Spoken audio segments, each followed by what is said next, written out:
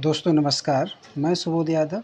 आज हम लोग पढ़ेंगे पाश्चात्य राजनीतिक विचारक थॉमस हॉब्स से संबंधित महत्वपूर्ण प्रश्नों की श्रृंखला को, जो आगामी परीक्षाओं TGT, PGT, LT grade, GIC और यूजीसी नेट आदि परीक्षाओं के लिए बहुत ही उपयोगी साबित होगी। तो आइए शुरू करते हैं।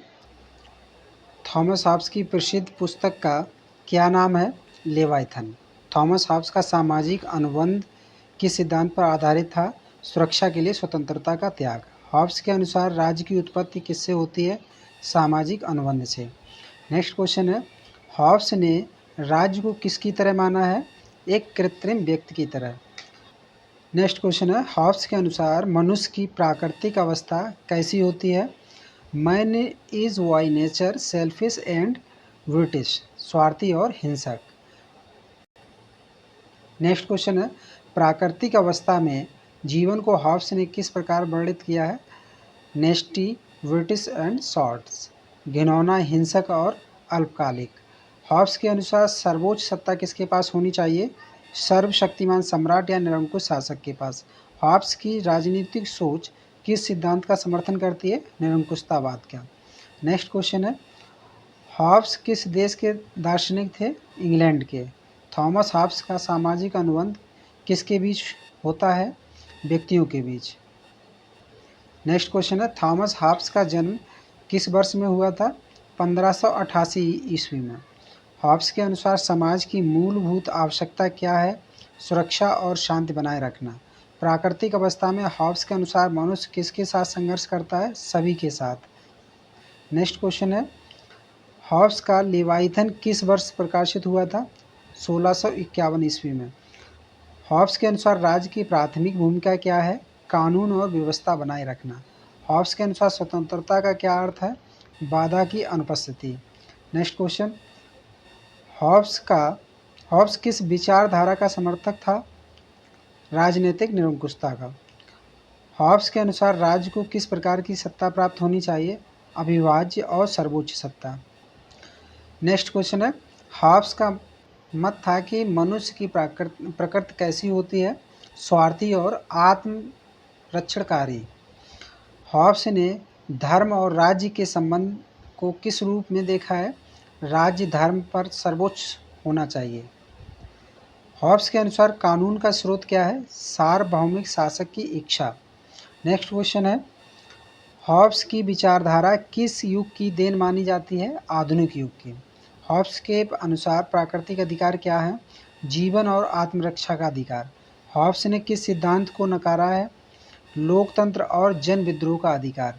नेक्स्ट क्वेश्चन, हॉब्स का प्रमुख राजनीतिक उद्देश्य क्या था?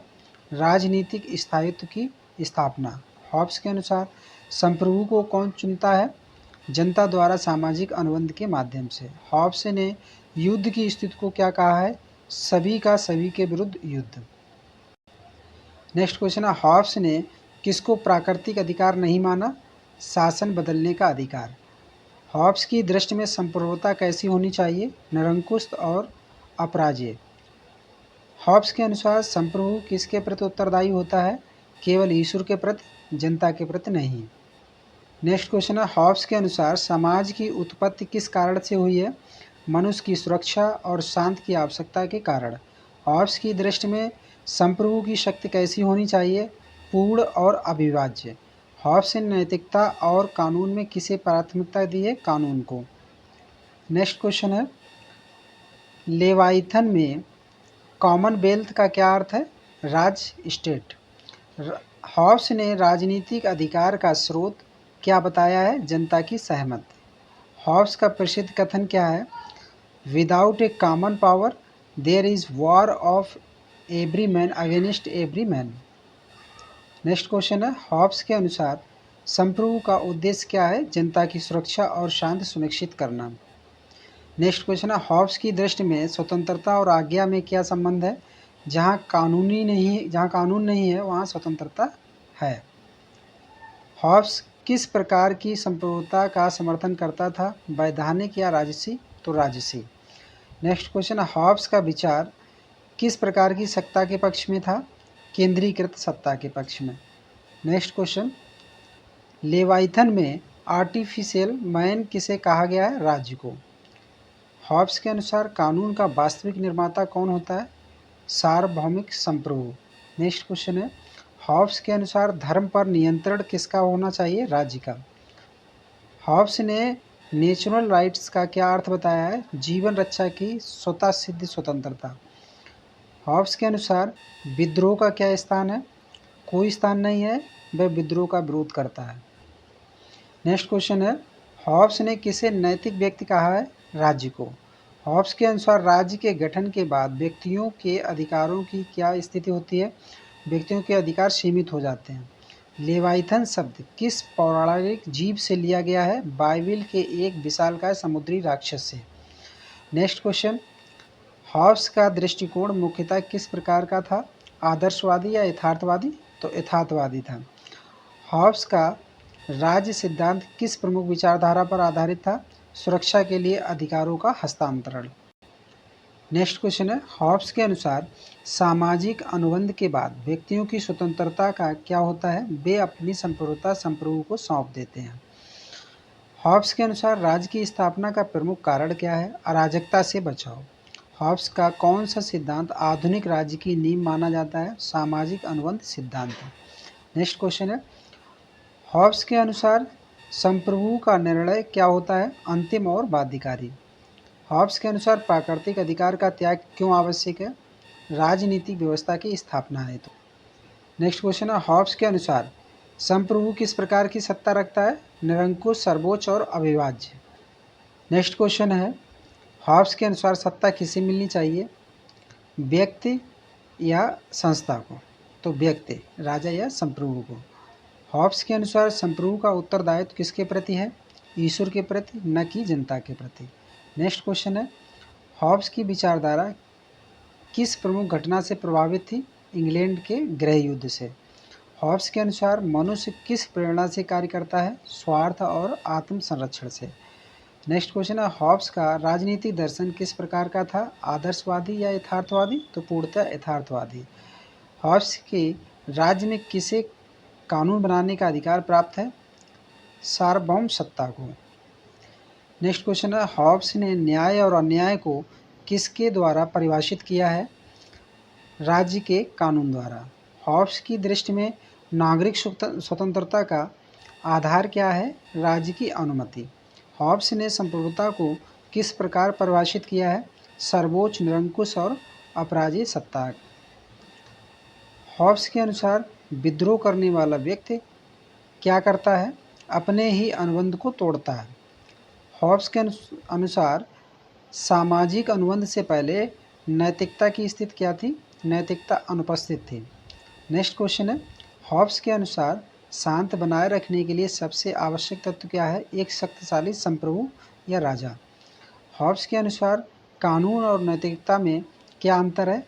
कानून राज्य से उत्पन्न होता है और नैतिकता व्यक्तिगत भावना से।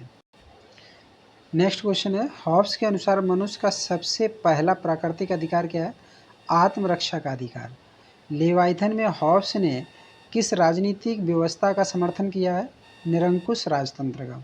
हॉब्स के अनुसार मनुष्य की प्रकृति उसे किस दिशा में ले जाती है? संघर्ष और युद्ध की ओर। नेक्स्ट क्वेश्चन है, हॉब्स के अनुसार सामाजिक अनुबंध का उद्देश्य क्या है? सुरक्षित, व्यवस्थित और शांतिपूर्ण समाज की स्थापना। हॉब्स के अनुसार अनुबंध के पश्चात मनुष्य की स्थिति कैसी होती है? कानून के अधीन नागरिक। नेक्स्ट क्वेश्चन है, हॉब्स किस प्रकार की सत्ता विभाजन का विरोध करता है? कार्यपालिका, विधायिका और न्यायपालिका का विभाजन। हॉब्स के अनुसार न्याय की परिभाषा क्या है? अनुबंधों का पालन करना। नेक्स्ट क्वेश्चन है, हॉब्स ने अनुबंध की विफलता को क्या कहा है? राज्य की विफलता। हॉब्स के अनुसार जब संप्रभु का अस्तित्व समाप्त हो जाए तो राज्य की स्थिति क्या होती है? राज्य विघटित हो जाता है।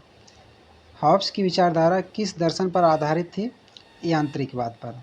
नेक्स्ट क्वेश्चन है, हॉब्स के अनुसार राज्य का निर्माण कौन करता है? जनता, लेकिन संप्रभु के रूप में सत्ता अलग होती है। लेवाइथन में कोवेनेंट शब्द का क्या अर्थ है? अनुबंध। हॉब्स की राजनीतिक अवधारणा किस वैज्ञानिक पद्धति से प्रभावित थी? गणितीय और तर्कशील पद्धति से। नेक्स्ट क्वेश्चन है, हॉब्स के अनुसार संप्रभु किस माध्यम से अस्तित्व में आता है? जनता के बीच पारस्परिक अनुबंध के माध्यम से। नेक्स्ट क्वेश्चन है, हॉब्स के अनुसार मनुष्य का सबसे बड़ा भय क्या है? मृत्यु का भय। हॉब्स किस प्रकार के मानव स्वभाव में विश्वास करता है? नकारात्मक स्वभाव में। हॉब्स की दृष्टि में लिबर्टी किसके अधीन होती है? राज्य के कानूनों के अधीन होती है। नेक्स्ट क्वेश्चन है, हॉब्स के अनुसार किसी संप्रभु के आदेश को मानने से इनकार करना क्या कहलाता है? विद्रोह। नेक्स्ट क्वेश्चन है, हॉब्स के अनुसार राज्य की आत्मा क्या है? संप्रभु की संप्रभुता। हॉब्स के अनुसार मानव के व्यवहार का प्रमुख प्रेरक तत्व क्या है? डर और इच्छा। हॉब्स किस दर्शन से अधिक प्रभावित थे? न्यूटोनियन भौतिकवाद पर। नेक्स्ट क्वेश्चन, हॉब्स ने मनुष्य को किस प्रकार का प्राणी कहा है? स्वार्थी। नेक्स्ट क्वेश्चन, हॉब्स के अनुसार सामाजिक अनुबंध में जनता क्या होती है? अपनी स्वाभाविक स्वतंत्रता को। नेक्स्ट क्वेश्चन, हॉब्स के अनुसार सामाजिक अनुबंध में जनता क्या प्राप्त करती है? सुरक्षा और व्यवस्था। नेक्स्ट क्वेश्चन, हॉब्स की दृष्टि में संप्रभुता का प्रमुख लक्षण क्या है? अखंडता। नेक्स्ट क्वेश्चन है, लेवाइथन में लॉ ऑफ नेचर का क्या तात्पर्य है? वह तर्कसंगत नियम जो आत्म संरक्षण को बढ़ावा देता है। नेक्स्ट क्वेश्चन है, हॉब्स के अनुसार प्राकृतिक अवस्था में कोई न्याय या अन्याय नहीं होता क्योंकि कोई सार्वभौमिक सत्ता नहीं होती है। हॉब्स का समाज किस पर आधारित होता है? डर और अनुबंध पर। नेक्स्ट क्वेश्चन है, हॉब्स का सिद्धांत किस प्रकार के मानव स्वभाव को आधार बनाता है? नकारात्मक और हिंसक स्वभाव को। हॉब्स किस धर्म का अनुयायी था? ईसाई धर्म। हॉब्स के अनुसार किस स्थिति में मनुष्य शासक की आज्ञा नहीं मान सकता? जब उसका जीवन खतरे में हो। नेक्स्ट क्वेश्चन है, हॉब्स के अनुसार संप्रभु द्वारा दिया गया अन्यायपूर्ण कानून भी मान्य और पालन करने योग्य होता है। नेक्स्ट क्वेश्चन है, हॉब्स का विचार किस सिद्धांत के विद्रोह में था? जनता को विद्रोह का अधिकार देना। हॉब्स के अनुसार राज्य का उद्देश्य क्या नहीं है? लोक कल्याण की पूर्ति। हॉब्स किस विचार का समर्थक नहीं था? लोकतंत्र का। नेक्स्ट क्वेश्चन, हॉब्स के अनुसार कौन सी चीज़ संप्रभुता को समाप्त कर सकती है? केवल बाहरी आक्रमण या क्रांति। नेक्स्ट क्वेश्चन, हॉब्स के अनुसार स्वतंत्रता और सत्ता के बीच संबंध कैसा है? स्वतंत्रता सत्ता के अनुमति से ही संभव है। और आज की वीडियो का अंतिम प्रश्न है, हॉब्स के अनुसार सुरक्षा का क्या अर्थ है? जीवन, संपत्ति और शांति की रक्षा। दोस्तों, आज हम लोगों ने थॉमस हॉब्स से संबंधित महत्वपूर्ण प्रश्नों को पढ़ा। वीडियो कैसा लगा हमें कमेंट करके ज़रूर बताएं और ऐसे ही वीडियो पाने के लिए हमारे यूट्यूब चैनल सुबोध स्टडीज़ को लाइक करें, सब्सक्राइब करें, शेयर करें। धन्यवाद।